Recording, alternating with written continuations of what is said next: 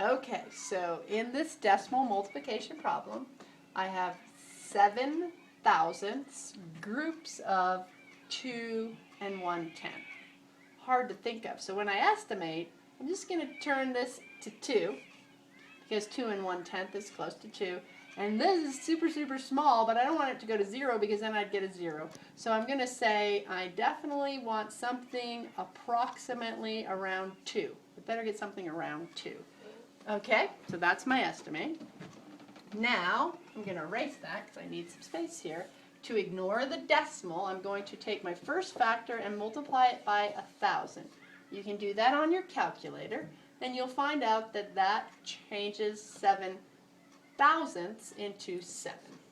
Then I'm going to take 2 and 1/10, and I'm going to multiply by 10 to get rid of my tenths. When I do that on my calculator, I get 21.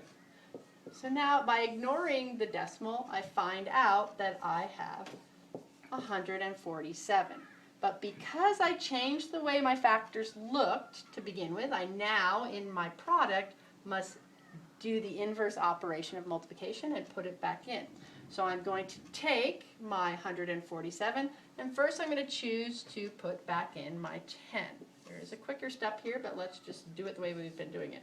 So when I take 147 and divide it by 10, that equals 14 and 7/10. But I still have to put back in my multiply by 1,000. To get rid of that, I'm going to divide by 1,000.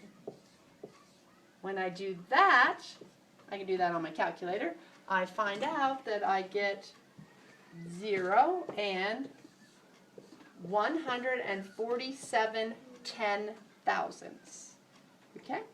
Notice that there were 3 zeros, and in my product it just moved 1, 2, 3 positions. Here I divided by a 10. It's got the same numbers. The only thing that moved was the decimal.